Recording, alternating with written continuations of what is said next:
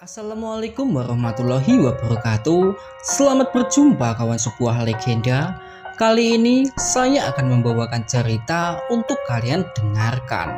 Sebelum kita mulai ke ceritanya, saya mohon untuk dukungannya dengan cara like, komen, dan subscribe-nya agar lebih bersemangat lagi membacakan cerita-cerita seru tentang seputaran misteri dan legenda. Baik, langsung saja kawanku, kita mulai ke alur ceritanya yang berjudul Gagak dari Mataram, Asasin Tanah Jawa.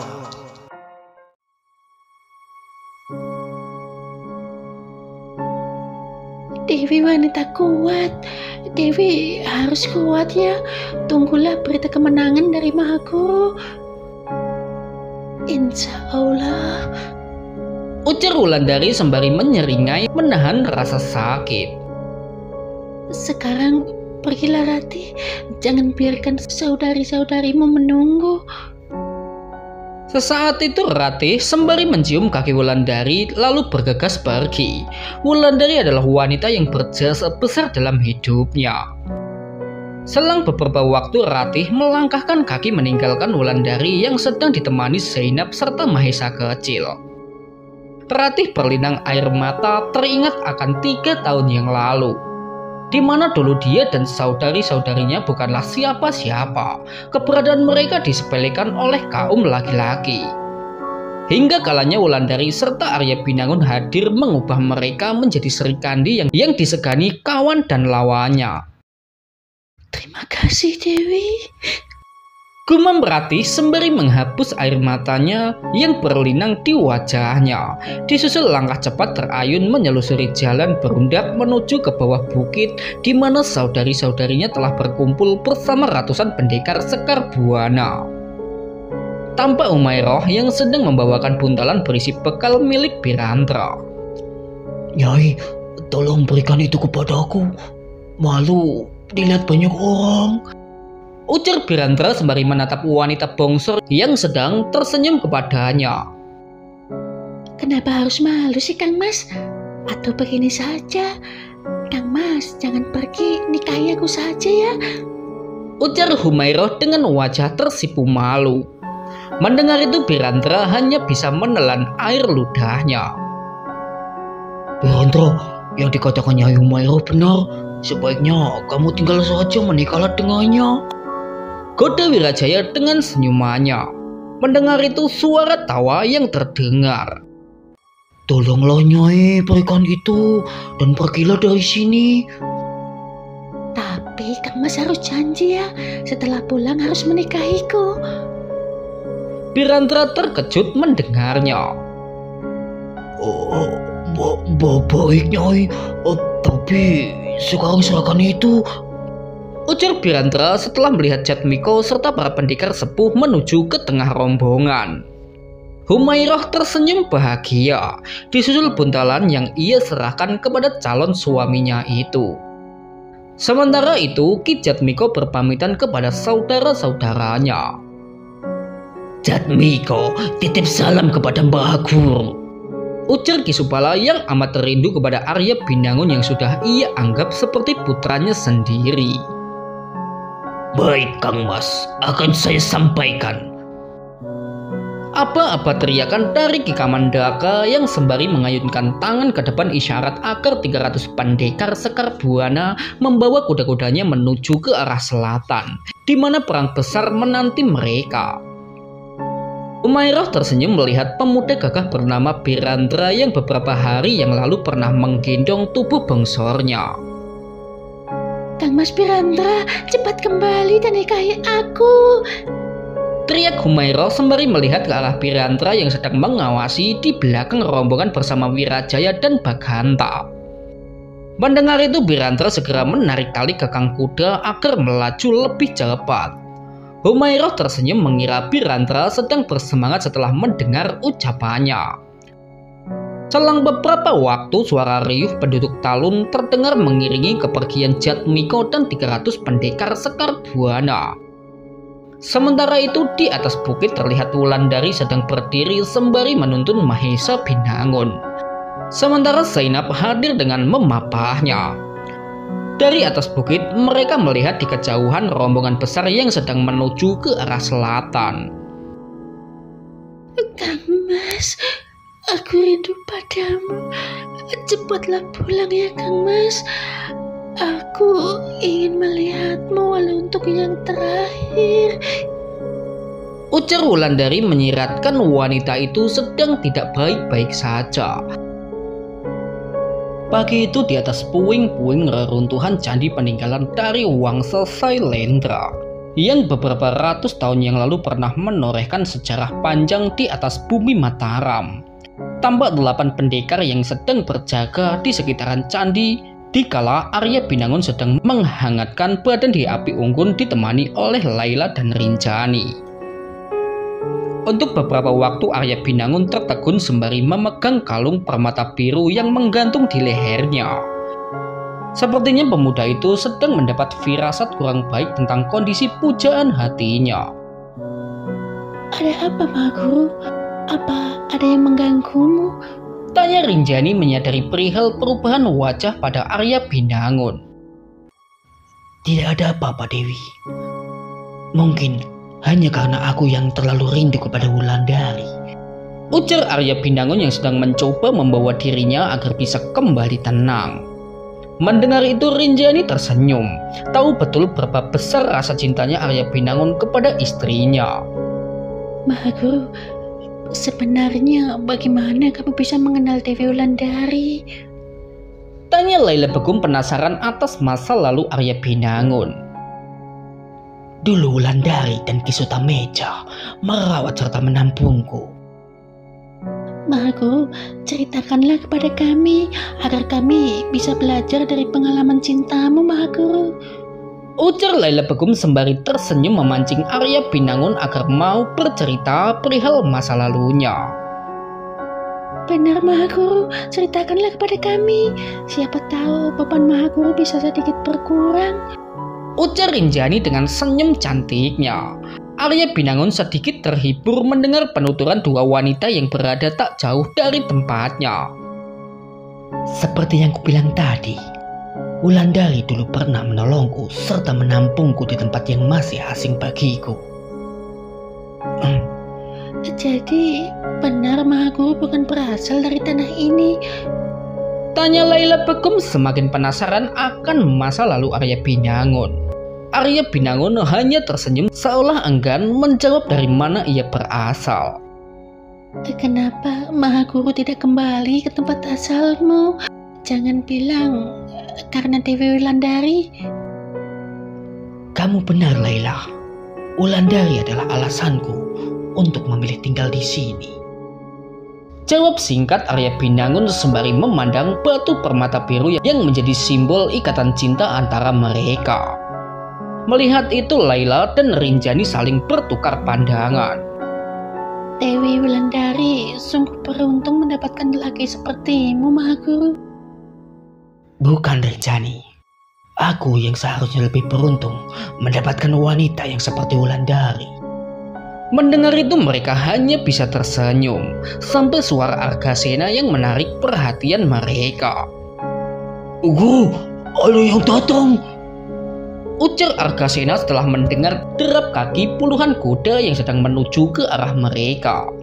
Mendengar itu Arya Binangun segera memadamkan api disusul pemuda itu memberi isyarat agar para pasukannya bersembunyi.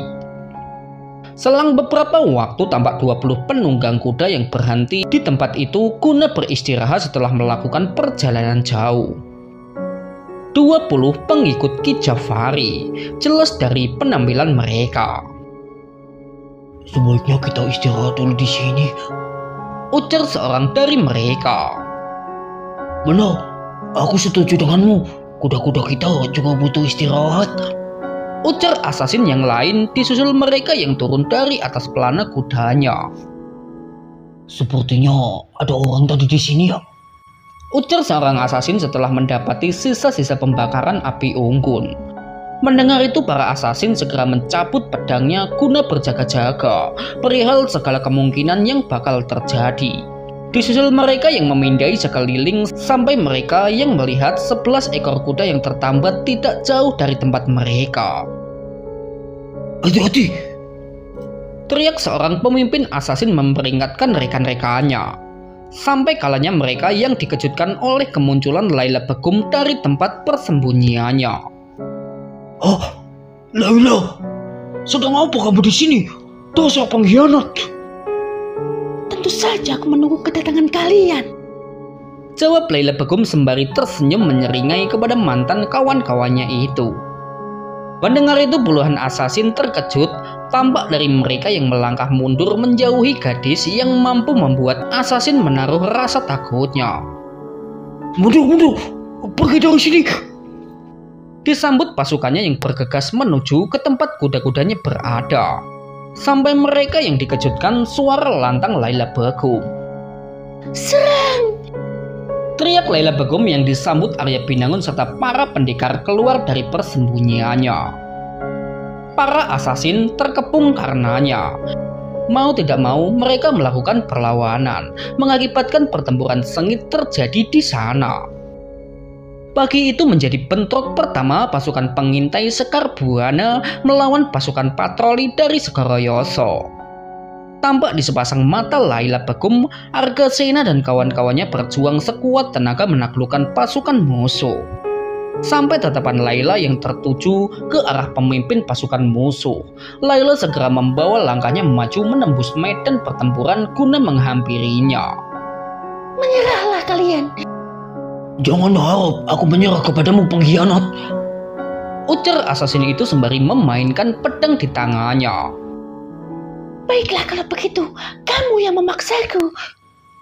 Ucap Layla yang masih memandang hubungan lama yang dulu terjalin antara mereka. Sampai saat dimana dua petarung didikan Ki Jafari itu maju dengan pedang yang terhunus. Tebasan pedang secara bergantian mereka lepaskan mengarah ke leher satu sama lain, menghujamkan serta menusukkan mereka hadiahkan. Dengan sesekali terdengar suara pedang yang bertemu. Layla bukan wanita sembarangan. Kemampuannya dalam seni membunuh berada di atas rata-rata. Jelas dari asasin yang mulai terdesak menghadapi kegesitan seorang Layla. Sampai kalanya pedang yang berhasil Layla lengkungkan ke leher pemimpin pasukan patroli itu. Sekarang, suruh kawan-kawanmu menyerah. Ancam Layla Begum kepada pemimpin pasukan patroli yang bertekuk lutut di bawah bayang-bayang tajamnya mata pedang Layla Begum. Mendengar ancaman dari Layla, asasin itu tersenyum tipis pertanda tak gentar dengan maut. Layla terkejut melihat asasin itu yang melakukan bunuh diri dengan menyayat lehernya sendiri dengan pedang Layla yang ada di lehernya. Layla seketika berubah masam karenanya. Dasar bodoh! Gerutu Layla Begum, disusul ia yang menjatuhkan jasad musuhnya ke atas tanah. Hentikan! Teriak Layla Begum kepada para pasukan patroli Ki Jafari. Mendengar itu seketika puluhan asasin melihat ke arah Layla Begum. Sampai mereka yang terkejut melihat sosok pemimpinnya terkapar di bawah kaki Layla Begum. Oh, mundur, tinggalkan tempat ini. Teriak beberapa asasin sembari mencoba kabur berlarian meninggalkan tempat itu. Jangan biarkan mereka lolos. Perintah Arya Binangun. Mendengar itu Argasena dan kawan-kawannya segera mengejar mereka. Seorang asasin berhasil naik ke atas pelana kudanya bermaksud pergi ke Segoroyoso. Melihat itu Arya Binangun segera mengambil sebilah pisau belati dari jasad seorang asasin. Disusul Sang Mahaguru melemparkannya melesat cepat mengejar laju kuda asasin itu. Suara yang terdengar bersama asasin itu yang jatuh dari atas pelana kuda. Selang beberapa waktu Argasena dan kawan-kawannya kembali dengan membawa 15 asasin yang berhasil mereka tangkap. Sementara 5 asasin meregang nyawa di tajamnya mata pedang pasukan pengintai Sekar Buana. Pagi itu di dalam lebatnya hutan Mataram terjadi bentrok antara pasukan pengintai Sekar Buana melawan pasukan patroli dari Segoroyoso. Perang berlangsung sengit antara dua kubu, hingga pihak pasukan pengintai Sekar Buana tampil sebagai pemenangnya. dengan gugurnya 5 asasin serta ditawannya 15 asasin dari Segoro Yoso. Dengan cepat Balapati serta kawan-kawannya melucuti senjata para tawanan. Guru, bagaimana dengan mereka? Tanya Balapati kepada Arya Binangun. Mendengar itu Arya Binangun segera menatap ke arah 15 asasin yang sedang duduk bertekuk lutut di bawah bayang-bayang mata pedang pasukan pengintai. Arya Binangun memikirkan dengan seksama. Ikat mereka, jangan biarkan mereka kabur. Baik guru, jawab Balapati bergegas menyiapkan tali untuk mengikat 15 tawanan. Argasena, bantu aku, kita kubur jasad mereka. Ujar Arya Binangun bermaksud menggali liang lahat untuk 5 asasin yang gugur. Waktu bergulir dengan sangat cepat, tak terasa 1 minggu telah berlalu semenjak perang antara pihak Mahaguru Arya Binangun melawan pihak Mahaguru Danurwenda. Bersama dengan berjalannya waktu, kondisi Barik membaik dengan sangat cepat. Tampak dari luka di sekujur tubuhnya yang mulai mengering sempurna. Pancali dibantu dengan ramuan dari Arya Binangun berhasil membuat Barik pulih lebih cepat. Pagi itu bersamaan semburat cahaya fajar yang terpancar dari arah timur di mana Sang Hyang Surya baru saja menampakkan wujudnya. Terlihat beberapa pendekar yang sedang berkumpul di pinggiran perkemahan sebelah selatan. Pagi itu Barik ditemani Pancali bermaksud menyusul pasukan pengintai Sekar Buana yang sekitar 5 hari yang lalu meninggalkan perkemahan menuju ke Segoro Yoso. Tampak Ki Dharmajaya yang juga hadir di sana. Kakang Bo, jaga Barik untuk kami ya, jangan biarkan ia menangis lagi. Ujar Pranala bermaksud menggoda Barik yang sedang berdiri di hadapannya. Wah, Pranala, tutup mulutmu, ujar Barik dengan wajah masam. Seketika suara tawal lirih terdengar keluar dari mulut Asman serta yang lain. Sebaiknya kalian berangkat sekarang. Aku yakin Mahaguru sedang membutuhkan kehadiran kalian. Perintah Ki Dharmajaya kepada Barik serta Pancali. Sendika dawa Ki, ujar Barik dan Pancali sembari bergegas naik ke atas pelana kuda. Barik, hati-hati ya, ujar Asman sembari menatap ke arah sahabatnya itu. Yang dijawab anggukan oleh Barik sampai kalanya Barik menatap ke arah Pranala. Pranala, pikirkanlah. Apa gunanya kamu berada di pihak Ki Jafari yang benar-benar salah? Bergabunglah bersama kami. Kita sama-sama perangi orang tua Calim itu. Mendengar itu Pranala hanya bisa diam 1000 bahasa sembari menatap tajam ke arah Barik yang sedang mengendalikan kudanya. Seketika kuda berlari menuju ke arah selatan di mana Mahaguru Arya Binangun beserta pasukan pengintai berada. Pagi itu Barik dan Pancali sekuat tenaga mengejar waktu, berusaha menyusul pasukan pengintai. Barik tahu betul seluk-beluk hutan Mataram yang menjadi rumah baginya. Waktu bergulir bersama dengan cahaya Sang Hyang Surya yang mulai meredup pertanda sebentar lagi malam menjelang, sembari membawa gelapnya malam yang menyelimuti wilayah hutan belantara Mataram. Beberapa saat kemudian di atas puing-puing reruntuhan candi yang berada di tengah hutan belantara, pasukan pengintai sedang bertahan dikarenakan keberadaan 15 asasin yang tadi pagi berhasil ditawan. Tampak Argasena yang sedang berada di depan api unggun bersama Rinjani dan Laila serta beberapa pendekar. Argasena melihat ke arah Arya Binangun yang menjalankan sembahyang Isya, tak jauh dari tempatnya. Sampai kala tatapan Argasena tertuju ke arah Balapati serta 4 pendekar yang sedang bertugas menjaga 15 tawanan. Selang beberapa saat Arya Binangun datang menghampiri Argasena setelah selesai dengan sembahyangnya. Guru, apa yang harus kita lakukan kepada mereka? Tanya Argasena sembari menunjuk ke arah 15 tawanan yang sedang tidak berdaya di bawah todongan mata pedang Balapati serta 4 kawannya. Yang jelas, kita tidak bisa melepaskannya sekarang. Ujar Arya Binangun bermaksud agar Ki Jafari tidak menyadari keberadaan pasukan pengintai yang sedang mengarah ke Segoro Yoso. Wah guru, biar kami saja yang membereskan mereka. Usul seorang pendekar siap mengeksekusi 15 tawanan. Bagaimana guru? Apa keputusanmu? Tanya Argasena mencari jawaban untuk menenangkan yang lain. Jangan dulu, kita tunggu sampai besok. Ujar Arya Binangun yang tidak sampai hati harus mengeksekusi 15 tawanan. Namun Arya Binangun juga tidak mau gerak. Pasukan pengintai terhambat karena keberadaan tawanan. Mendengar jawaban dari Arya Binangun, wajah para pendekar nampak masam. Sampai kalanya Arya Binangun yang kembali angkat bicara. Argasena, beri mereka makan. Bukan hal yang baik membiarkan tawanan kelaparan. Mendengar itu Argasena segera bangkit guna memberi makanan yang telah ia sediakan sebelumnya guna dibagikan kepada para tawanan. Arya Binangun serta yang lain melihat dengan seksama ketika 15 tawanan terlihat menyambut penuh semangat Argasena yang sedang membagi-bagikan makanan. Petanda keinginan bertahan hidup masih ada pada diri mereka. Guru mau kemana? Tanya Rinjani kalau melihat Arya Binangun bangkit dari duduknya.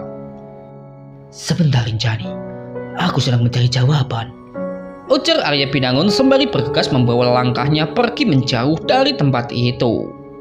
Dalam gelapnya malam, Arya Binangun berjalan menembus hutan belantara sampai langkahnya yang terhenti di bantaran anak sungai. Arya Binangun segera membasuh tubuhnya dengan air sungai yang mengalir guna kembali bersuci. Disambung sang Mahaguru yang membawa tubuhnya menuju ke arah sebuah batu besar dan pipih yang tak jauh dari tempatnya. Allahu Akbar. Terdengar suara takbir yang lirih dikala sholat istikharah sedang Arya Binangun lakukan, bermaksud mencari jawaban yang harus ia perbuat terhadap para tawanan. Sementara itu, berjarak sekitar 500 tombak dari tempat Arya Binangun, tampak Rinjani yang bangkit bersama Argasena serta Laila dan 2 pendekar guna menggantikan Balapati serta 4 pendekar yang sebelumnya bertugas menjaga. Malam itu Balapati serta 4 kawannya diberi kesempatan untuk istirahat terlebih dahulu. Dalam gelapnya malam, pasukan pengintai dikejutkan dengan suara derap kaki kuda. Mengetahui itu, Laila segera memadamkan api unggun. Sementara Argasena segera menghampiri Balapati dan yang lain. Kong Mas, ada yang datang. Ucap lirih Argasena membangunkan Balapati serta yang lain. Mendengar itu Balapati dan 4 pendekar segera bangkit mengambil tempat sembunyi guna melakukan penyergapan. Sampai suara riuh para tawanan yang terdengar. Oh, Borik datang, kita selamat. Teriak para tawanan ketika melihat kehadiran asasin kebanggaan Segoro Yoso. Di dalam gelapnya malam yang sedang menyelimuti hutan belantara Mataram, sepasang pendekar sedang membawa kudanya melaju ke arah reruntuhan candi yang biasa menjadi tempat singgah para asasin. Tengah malam Barek berhasil mengejar pasukan pengintai setelah menempuh jalan pintas. Sampai kalanya Barek yang menarik tali gakang kuda. Ada apa Kang Mas? Tanya Pancali mendapati kekasihnya berhenti mendadak. Pancali, sebaiknya kita istirahat dulu. Besok pagi kita lanjutkan perjalanan. Iya Kang Mas, aku setuju. Mari Nyai, seingatku di sana ada candi. Mari kita istirahat di sana.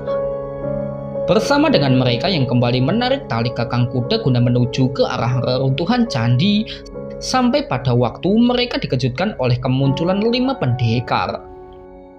Barek mengamati dalam gelap sosok 5 pendekar yang sedang mengepungnya.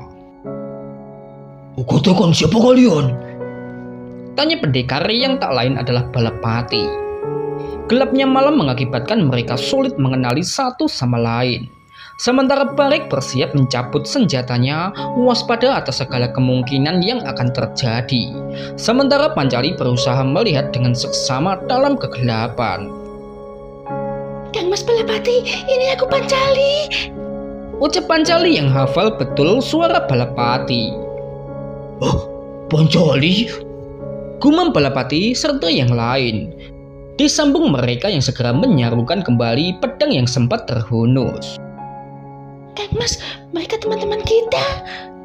Ujar Pancali yang dijawab anggukan oleh Barek. Disusul sepasang pendekar itu yang membawa tubuhnya turun dari atas pelana kuda. Dua orang pendekar segera menyalakan api obor guna menjadi penerang. Melihat wajah yang tak asing di matanya, Balapati pun tersenyum bahagia hingga pertanyaan yang terlontar dari Barek. Balapati, di mana Mahaguru serta yang lain?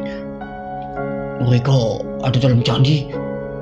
Ujar Balapati sembari menunjuk ke arah reruntuhan candi yang berjarak tak lebih dari 20 tombak dari tempat mereka. Sebaiknya kita ke sana sekarang. Ajak Balapati kepada Barek serta Pancali. Mari Kang Mas. Ujar Pancali yang bersemangat ingin bertemu dengan Laila sahabatnya. Selang beberapa waktu, terlihat mereka yang berjalan masuk ke dalam kawasan reruntuhan candi. Laila.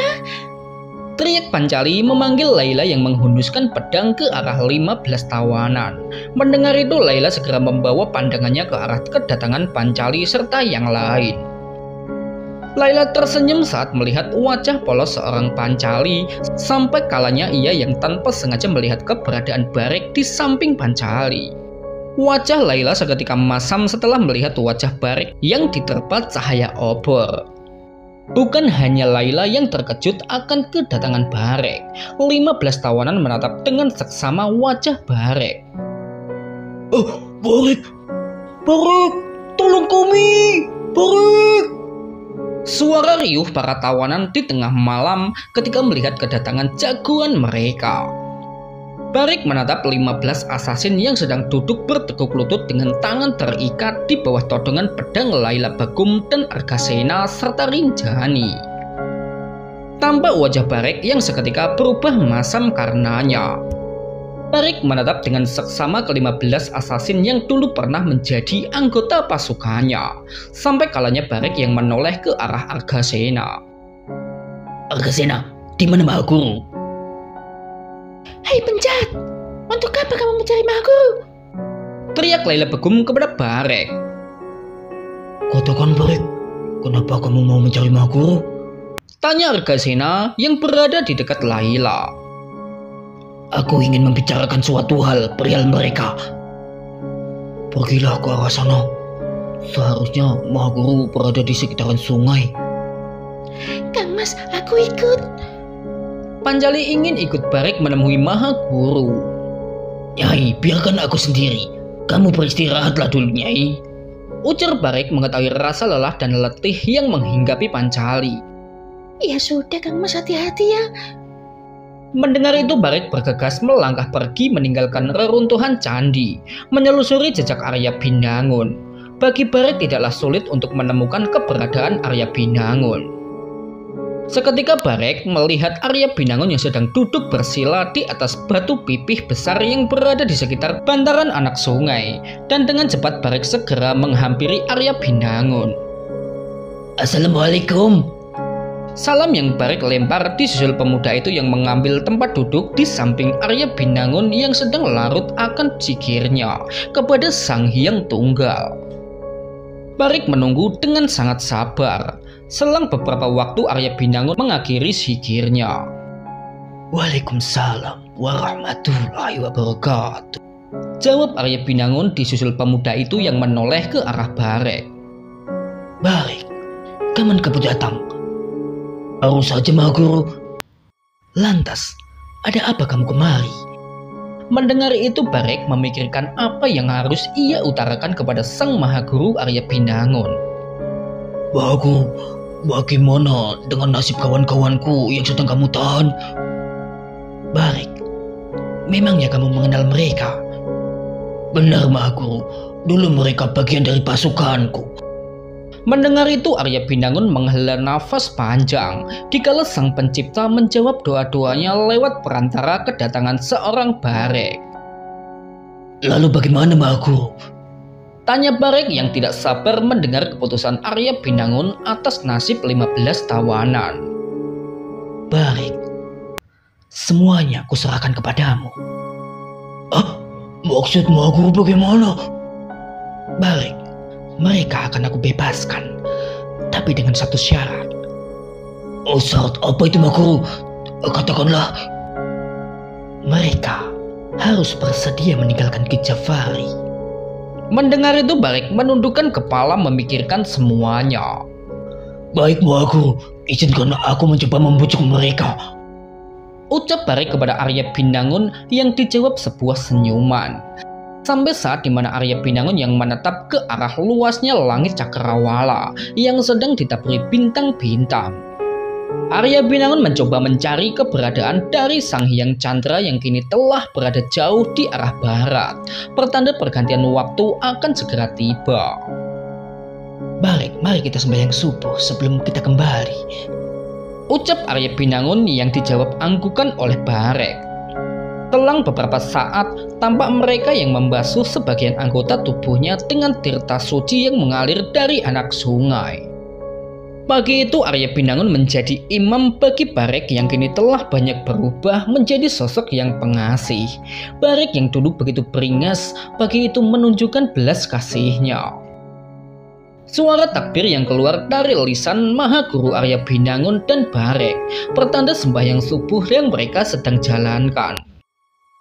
Sementara itu di depan api unggun yang menyala di tengah reruntuhan candi, tampak suasana terasa sunyi senyap dikala mereka hanya bisa diam 1000 bahasa. Laila, apa kamu masih marah kepadaku?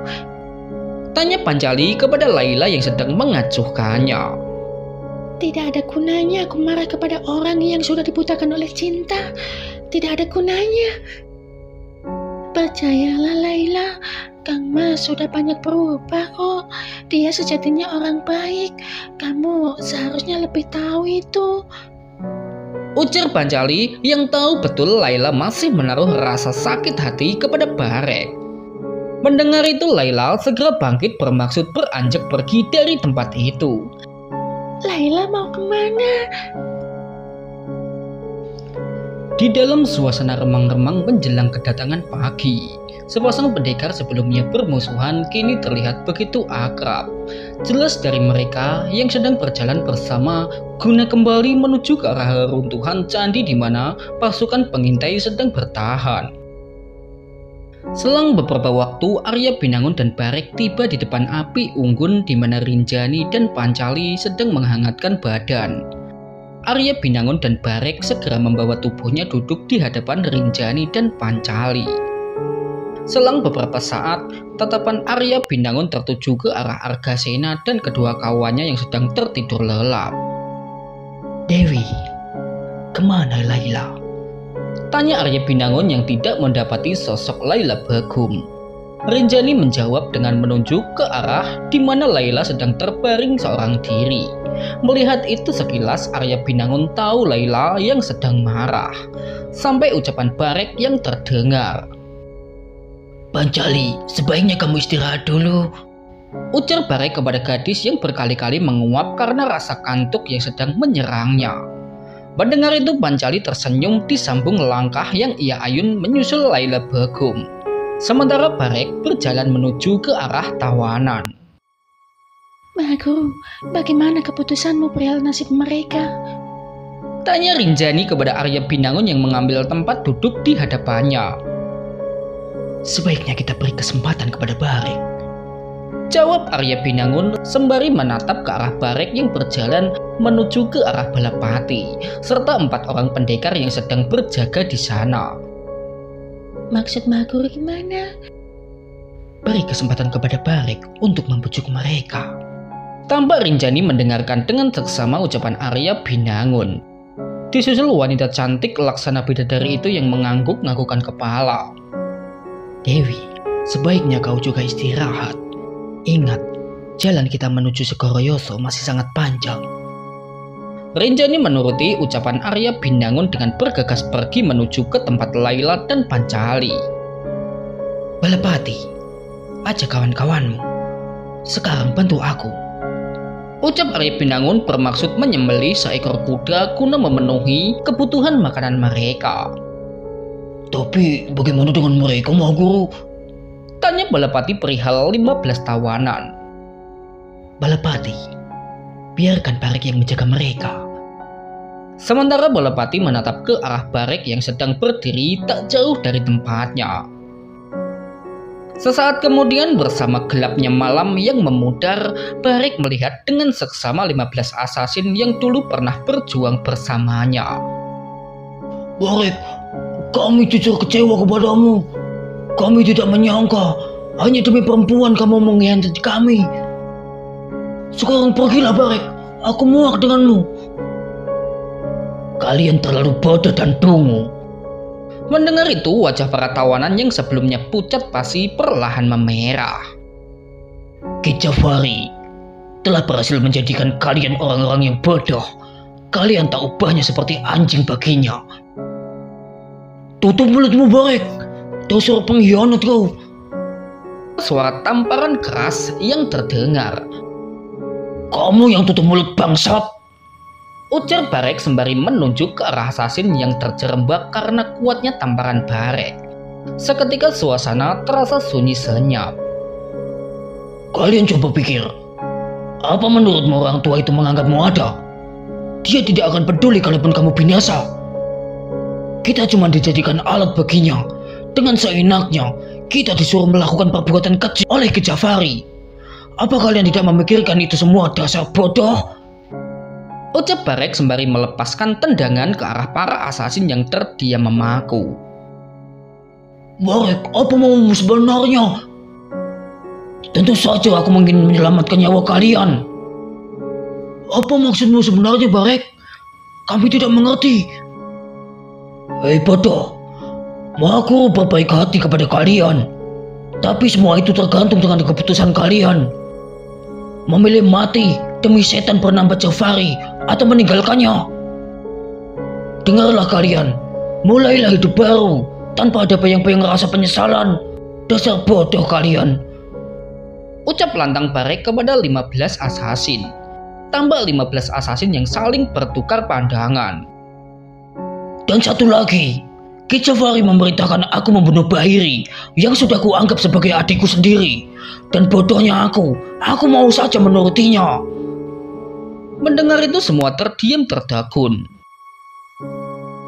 Ki Jafari dulu juga pernah menyuruhku melakukan hal sama kepada Karim. Hanya karena gagal menjalankan tugas darinya. Ujar seorang asasin teringat akan masa lalunya. Barek benar, Ki Jafari telah lama menindas kita dan memperalat kita. Sambung asasin yang lain. Sekarang semuanya tergantung pilihan pada kalian. Memilih mati atau meninggalkan orang tua bangsat itu.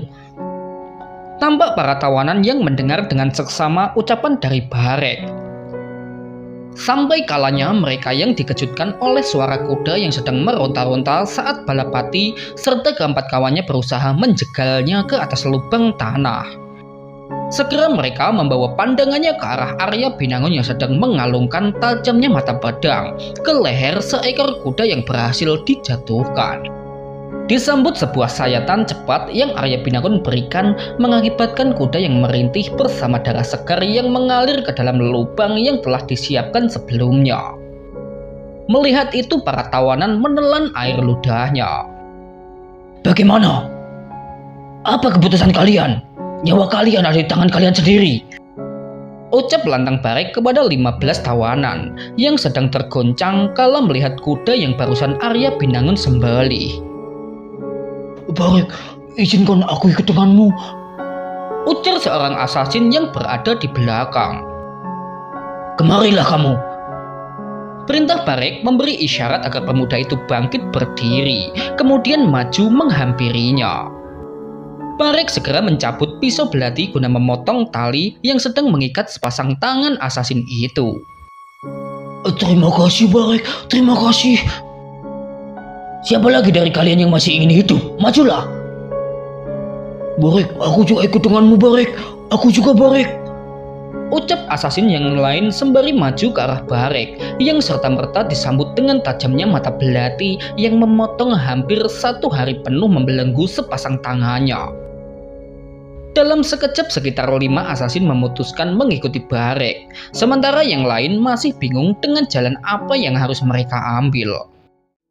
Barek, Apa yang terjadi kepada Segoro Yoso jika Ki Jafari kalah? Tanya seorang tawanan yang masih terikat. Iya Borek, bagaimana dengan para penduduknya? Apa kamu tidak memikirkan itu semua? Bodoh, Mbah Guru sudah berjanji kepadaku dan Asman serta Laila. Seluruh penduduk Segoro Yoso akan selamat. Mendengar itu mereka saling bertukar pandangan, sampai kalanya keputusan yang mereka ambil dengan berdiri sembari mengangkat sepasang tangan yang sedang terikat.